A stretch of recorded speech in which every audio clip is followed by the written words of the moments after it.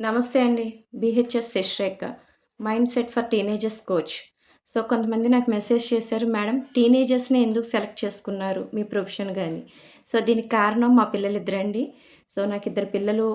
వాళ్ళు ఎప్పుడైతే టీనేజ్‌లోకి ఎంటర్ అయ్యారో, వాళ్ళతో నాకు కొన్ని ప్రాబ్లమ్స్ ఎదురైనాయి. మేబీ నేను వాళ్ళకి ప్రాబ్లమ్‌గా కూడా మారిన రోజులున్నాయి. సో, ఏంటి అంటే, వాళ్ళకి నాకు స్లోగా బాండింగ్ తగ్గడం మొదలైంది. అది ఎలా జరుగుతుంది? ఎందుకు జరుగుతుంది? అన్నది నాకు అర్థం కాలేదు. నేను చెప్పిన దానికి వాళ్ళు సరిగ్గా రెస్పాండ్ అవ్వకపోవడం, వాళ్ళని మా మధ్యన చిన్న చిన్న మాటలు అక్కడ డిస్కషన్స్ ఎక్కువైపోయేవి.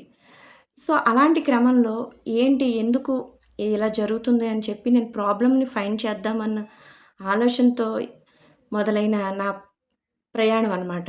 సో, మొదట నేనేం చేశాను అంటే అసలు ఎందుకు జరుగుతుంది? రీజనింగ్ ఏంటి అని తెలుసుకున్నప్పుడు టీనేజర్స్‌లో వాళ్ళకి ఇన్నర్‌గా కొన్ని మార్పులు జరుగుతూ ఉంటాయి.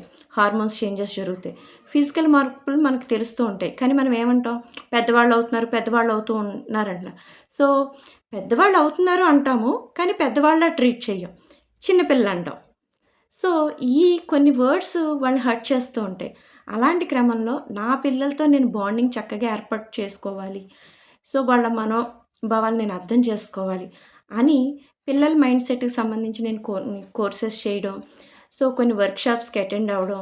సో, ఈ క్రమంలో నేను నేర్చుకునే నా పిల్లల మీద, కొంతమంది మీద నేను చక్కగా సక్సెస్ అయ్యి, నా పిల్లలకి ఇప్పుడు మంచి కెరియర్‌ని నేను చూస్ చేయగలిగాను.